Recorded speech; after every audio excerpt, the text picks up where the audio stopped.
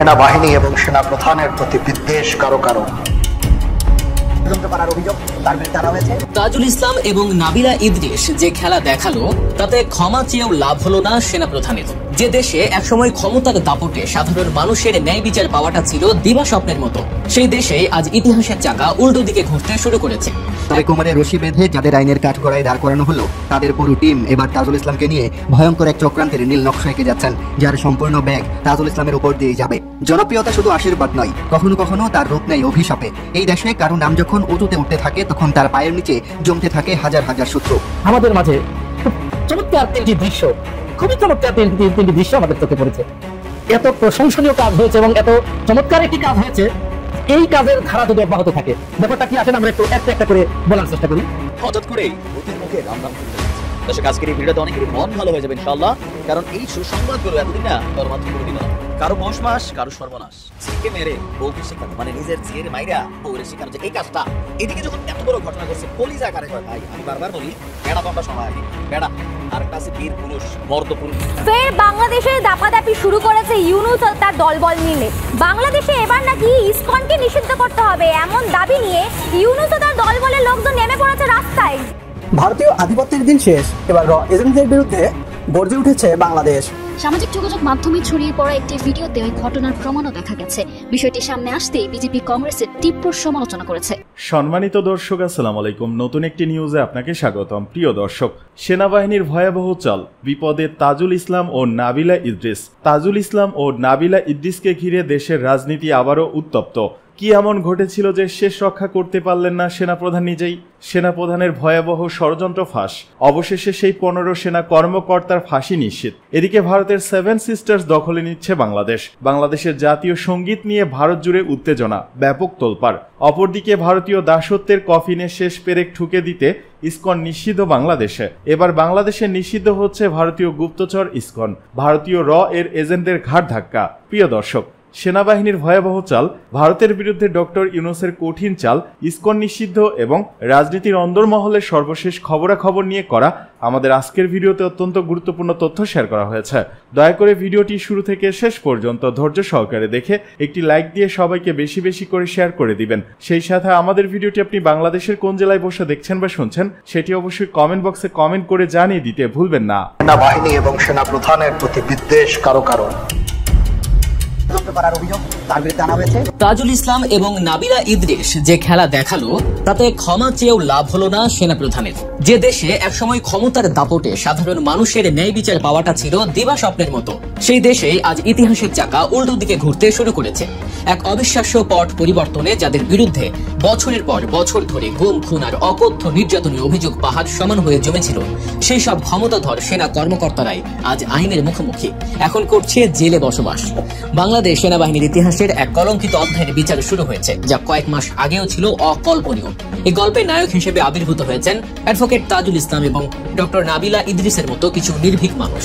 আর খলনায়কের ভূমিকায় দাঁড়িয়েছেন সেই সব কর্মকর্তা যারা একসময় নিজেদেরকে আইনের ঊর্ধ্বে ভাবতে শুরু করেছিলেন। আজকের এই ভিডিওতে আমরা কোনো সাধারণ খবর পরিবেশন করতে আসিনি, আমরা বিশ্লেষণ করব সেই গভীরের গল্প, জানবো কিভাবে সম্ভব হলো এই অসম্ভবকে সম্ভব করা, কারা সেই নায়ক যারা নিজেদের জীবন বাজি রেখে এই লড়াই নেমেছেন, আর এই ঐতিহাসিক বিচার প্রক্রিয়া বাংলাদেশের ভবিষ্যতের জন্য কি বার্তায় বা বহন করছে। চলুন গভীরে প্রবেশ করা যাক। বিগত এক দশকেরও বেশি সময় ধরে বাংলাদেশের রাজনীতিতে গুম শব্দটি এক মূর্তমান আতঙ্ক হিসেবে পরিচিত ছিল। বিরোধী রাজনৈতিক দলের কর্মী, সরকারের সমালোচক, সাংবাদিক, মানবাধিকার কর্মী, এমনকি সাধারণ ছাত্ররাও এই রাষ্ট্রীয় সন্ত্রাসের শিকার হয়েছেন। দিনের আলোয় বা রাতের আধারে সাদা পোশাকের কিছু লোক এসে তুলে নিয়ে যেত, আর তারপর তাদের আর কোনো খোঁজ পাওয়া যেত না। পরিবারগুলো বছরের পর বছর ধরে থানা, আদালত আর মানবাধিকার সংস্থা দরজায় ঘুরেও তাদের প্রিয়জনের কোনো সন্ধান পায়। প্রতিটি অভিযোগের জবাবে আইন প্রয়োগকারী সংস্থাগুলোর একটাই উত্তর ছিল, আমরা কিছু জানি না। এই ভয়াবহ সংস্কৃতি এতটাই গভীরে ছড়িয়ে পড়েছিল যে মানুষের মনে রাষ্ট্র এবং প্রতিষ্ঠানগুলোর উপর থেকে বিশ্বাস প্রায় উঠে গিয়েছিল। তৎকালীন শেখ হাসিনা সরকারের বিরুদ্ধে প্রধান অভিযোগই ছিল যে তারা রাজনৈতিক প্রতিপক্ষকে দমন করার জন্য রাষ্ট্রীয় সংস্থা, বিশেষ করে সেনাবাহিনীর কিছু বিপদগামী কর্মকর্তাকে ব্যবহার করে একটি ভয়ের রাজত্ব কায়েম করেছে। এই অভিযুক্ত কর্মকর্তারা এতটাই প্রভাবশালী হয়ে উঠেছিলেন যে তারা নিজেদেরকে আনটাচেবল বা ধরাছোঁয়ার বাইরে ভাবতে শুরু করেছিলেন। তাদের বিরুদ্ধে কথা বলার অর্থ ছিল নিজের এবং পরিবারের জীবনকে ঝুঁকির মধ্যে ফেলে দেয়া। এভাবেই একটি বিচারহীনতার সংস্কৃতি রাষ্ট্রকে বিরাজ করে ফেলেছিল। কিন্তু ইতিহাসের নিয়মে কোনো স্বৈর শাসনই চিরস্থায়ী হয় না। গণ আন্দোলনের মুখে শেখ হাসিনা সরকারের পতনের পর যখন ডক্টর মোহাম্মদ ইউনূসের নেতৃত্বে অন্তর্বর্তীকালীন সরকার গঠিত হলো, তখন জনগণের সামনে সবচেয়ে বড় চ্যালেঞ্জ ছিল রাষ্ট্রের ক্ষতগুলোকে সারিয়ে তোলা। আর সেই ক্ষতগুলোর মধ্যে সবচেয়ে গভীর ছিল এই গুম এবং বিচার বহির্ভূত হত্যাকাণ্ডের বিচার। জনগণের এই তীব্র দাবির মুখে অন্তর্বর্তীকালীন সরকার গঠন করে গুম তদন্ত কমিশন। এই কমিশনের মূল দায়িত্ব ছিল বিগত বছরগুলোতে ঘটে যাওয়া সমস্ত গুম ও বিচার বহির্ভূত হত্যাকাণ্ডের পেছনের সত্য উন্মোচন করা এবং দোষীদের আইনের আওতায় আনা। আর এখান থেকেই শুরু হয় আমাদের গল্পের মূল পর্ব। অদম্য দুই নায়ক তাজুল ইসলাম এবং নাবিলা ইদ্রিস। এই কঠিন লড়াইয়ের অগ্রভাগে থেকে যারা নেতৃত্ব দিয়েছেন তাদের মধ্যে দুজনের নাম বিশেষভাবে উল্লেখযোগ্য। আন্তর্জাতিক অপরাধ ট্রাইব্যুনালের chief prosecutor advocate Tajul Islam এবং গুম তদন্ত কমিশনের সদস্য ডক্টর নাবিলা ইদ্রিস। প্রথমে আসা যাক অ্যাডভোকেট তাজুল ইসলামের কথায়। একজন আইনজীবী হিসেবে তিনি যে ইস্পাত কঠিন দৃঢ়তা এবং আপোষহীন মনোভাব দেখিয়েছেন তা এক কথায় অবিশ্বাস্য। যখন গুমের অভিযোগে অভিযুক্ত প্রভাবশালী সেনা কর্মকর্তাদের আদালতে হাজির হওয়ার নির্দেশ দেওয়া হলো, তখন অনেকেই সন্দিহান ছিলেন। বছরের পর বছর ধরে যারা ক্ষমতা ভোগ করেছেন তারা কি এত সহজে আইনের কাছে আত্মসমর্পণ করবেন? হলো তাই। অভিযুক্তরা নানা টাল বাহানা শুরু করেন। কেউ অসুস্থতার অজুহাত দেখান, কেউ বা পুরনো ক্ষমতার দাপট দেখিয়ে পরিস্থিতিকে প্রভাবিত করার চেষ্টা করেন। ঠিক এই সময়ে তাজুল ইসলাম তার জীবনের সবচেয়ে সাহসী পদক্ষেপটি নেন। তিনি আদালতে দাঁড়িয়ে দ্ব্যর্থহীন ভাষায় ঘোষণা দেন, যদি নির্ধারিত সময়ের মধ্যে অভিযুক্ত সেনা কর্মকর্তারা আদালতে স্বেচ্ছায় হাজির না হন তবে তাদের বিরুদ্ধে হুলিয়া জারি করা হবে। তার এই একটি ঘোষণাই ছিল পুরো খেলার মোড় ঘুরিয়ে দেওয়ার জন্য যথেষ্ট। এই হুঁশিয়ারিতে কেঁপে ওঠে সেনাবাহিনীর সদর দপ্তর থেকে শুরু করে দেশের প্রভাবশালী মহল। তাজুল ইসলামকে থামানোর জন্য, তাকে বিতর্কিত করার জন্য এবং সরকার, ট্রাইব্যুনালে এবং সেনাবাহিনীর মধ্যে বিভেদ তৈরি করার জন্য নানামুখী ষড়যন্ত্র শুরু হয়। কিন্তু তিনি ছিলেন তার লক্ষ্যে অটল। তিনি অত্যন্ত বিচক্ষণতার সাথে একদিকে যেমন বিচার প্রক্রিয়ার সহযোগিতার জন্য সেনাবাহিনীর প্রতি কৃতজ্ঞতা প্রকাশ করেন, তেমনি কঠোর ভাষায় জানিয়ে দেন যে অভিযুক্তরা ব্যক্তি হিসেবে অপরাধী। তাদের অপরাধের দায় কোনোভাবেই পুরো সেনাবাহিনীর মতো একটি জাতীয় প্রতিষ্ঠানের উপর চাপানো উচিত নয়। তার এই কৌশল একদিকে যেমন সেনাবাহিনীর সৎ ও দেশপ্রেমিক কর্মকর্তাদের সমর্থন আদায় করে, তেমনি ষড়যন্ত্রকারীদের মুখোশও খুলে দেয়। শেষ পর্যন্ত তার এই অটল অবস্থানের কারণে অভিযুক্তদের আর কোনো পথ খোলা ছিল না। তাদের প্রিজন ভ্যানে করে আদালতে হাজির হতে বাধ্য করা হয়, যা ছিল বাংলাদেশের ইতিহাসে এক অভূতপূর্ব দৃশ্য। ফের বাংলাদেশে দাপাদাপি শুরু করেছে ইউনূস ও তার দলবল মিলে। বাংলাদেশে এবার নাকি ইসকনকে নিষিদ্ধ করতে হবে এমন দাবি নিয়ে ইউনূস ও তার দলবলের লোকজন নেমে পড়েছে রাস্তায়। ভারতীয় আধিপত্যের দিন শেষ, এবার এজেন্টদের বিরুদ্ধে গর্জে উঠেছে বাংলাদেশ। ছাত্র জনতার গণ অভ্যুত্থানের মাধ্যমে ভারতীয় আধিপত্য মুক্ত হওয়া নতুন বাংলাদেশকে মেনে নিতে পারেনি ভারত। বাংলাদেশকে নিজেদের গোলামে পরিণত করতে করে গিয়েছে একের পর এক ষড়যন্ত্র। ডক্টর মোহাম্মদ ইউনূস ভারতের সকল ষড়যন্ত্রকে নস্যাৎ করে এগিয়ে গিয়েছেন। এবার ভারত তাদের গুপ্তচর সংগঠন ইসকনকে দিয়ে বাংলাদেশকে নিয়ে নতুন ষড়যন্ত্র করে চলেছে। বাংলাদেশের সম্প্রীতি নষ্ট করতে ইসকনকে ব্যবহার করে নতুন ছক আঁকছে ভারত।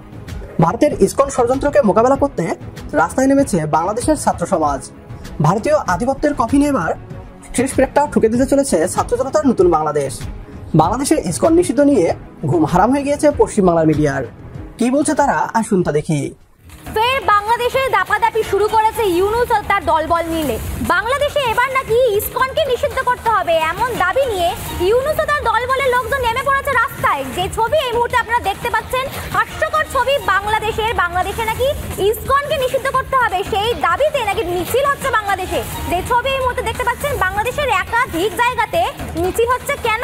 কারণ ইসকনকে নাকি নিষিদ্ধ করতে হবে। ফের বাংলাদেশে তাণ্ডব শুরু করেছে মৌলবাদীরা এবং তার দাবিতে তারা রাস্তায় নেমেছে। রাস্তায় নেমে মিছিল করছে। তাদের বক্তব্য, তাদের দাবি বাংলাদেশে ইসকনকে নিষিদ্ধ করতে হবে।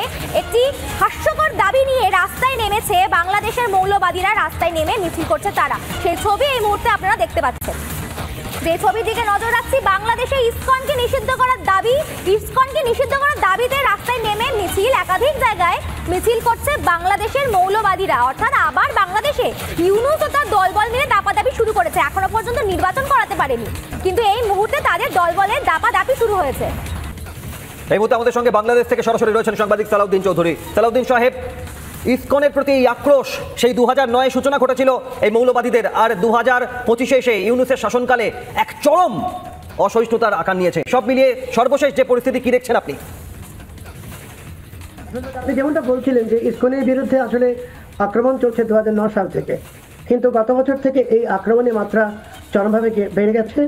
তো গতকাল আপনারা জানেন যে ভিডিও বার্তায় আজাদি আন্দোলন বাংলাদেশের নেতা আতাউর রহমান বিক্রমপুরী তিনি আজ ডাক দিয়েছেন সারা বাংলাদেশের সব মসজিদে যেন এই জোয়ান নামাজের পর, মানে এখন থেকে আর 1 ঘন্টা পর যেন বিক্ষোভ মিছিল বের হয়, এবং তাদের ভাষায় তারা বলছে ইসকন একটি সন্ত্রাসী সংগঠন।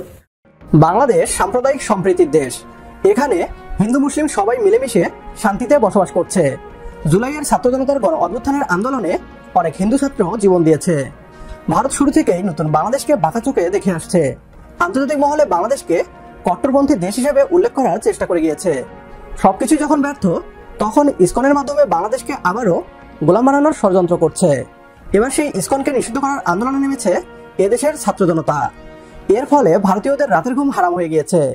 ভারতীয় গুপ্তচর ইসকনকে নিষিদ্ধের দাবিতে একমত হলে কমেন্ট বক্সে ইয়েস লিখে জানিয়ে দিন আমাদের। সেই সাথে ভিডিও শেয়ার করে দেখার সুযোগ করে দিন আপনার বন্ধুদের।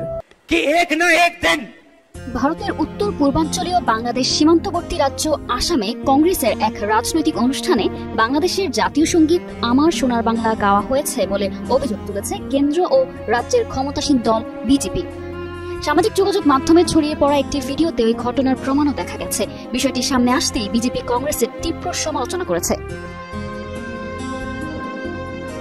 অপরদিকে ভারতীয় সংবাদ মাধ্যম এনডিটিভির খবরে বলা হয়েছে, আসামের শ্রীভূমিতে কংগ্রেসের এক দলীয় আয়োজনে এক নেতাকে আমার সোনার বাংলা গান গাইতে শোনা যায়। এ ঘটনার পর বিজেপি বলেছে, কংগ্রেস বাংলাদেশ নিয়ে সব সময় ঘোরের মধ্যে থাকে। এই ঘটনার পর বিজেপি বিপুল রাজনৈতিক আক্রমণ শানালেও মাঠের বাস্তবতা ভিন্ন। আমার সোনার বাংলা গানটি রবীন্দ্রনাথ ঠাকুর লিখেছেন 1905 সালে প্রথম বঙ্গ বিভাজনের প্রতিবাদে। এরপর বাংলাদেশ স্বাধীন হওয়ার পর 1971 সালে এটিকে জাতীয় সঙ্গীত হিসেবে গ্রহণ করা হয়। আমার সোনার বাংলায় রবীন্দ্রনাথ ঠাকুর বাংলার প্রাকৃতিক সৌন্দর্য এবং বঙ্গের মানুষের তার ভূমির সঙ্গে গভীর সংযোগের কথা বর্ণনা করেছেন।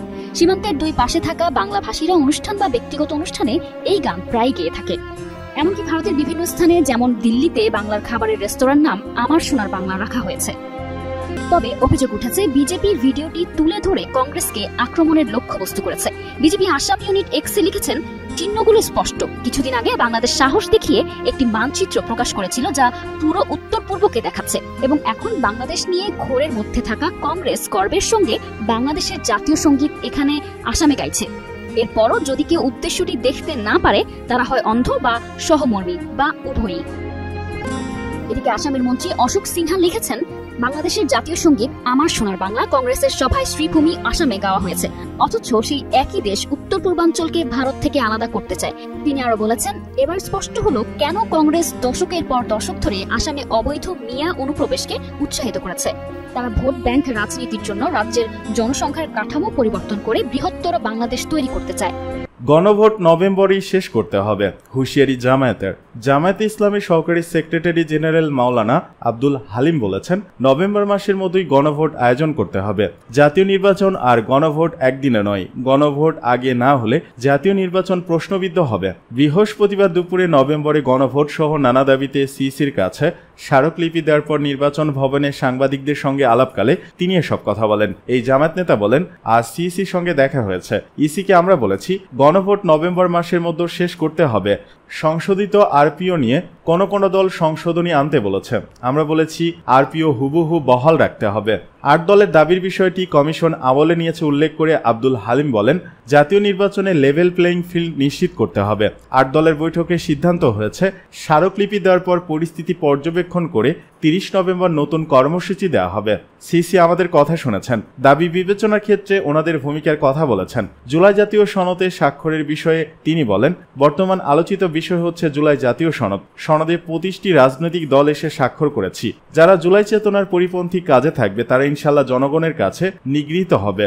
জুলাইয়ের প্রেক্ষাপটেই এত আয়োজন, তাই গণভোট আগে না করলে জাতীয় নির্বাচন প্রশ্নবিদ্ধ হবে। এর আগে আজ 8টি দল আলাদাভাবে সিইসিকে স্মারকলিপি দিয়েছে। তাদের দাবির মধ্যে অন্যতম হলো নভেম্বরে গণভোট, সরকার ঘোষিত আরপিও বহাল রাখা, সবার জন্য লেভেল প্লেইং ফিল্ড নিশ্চিত করা।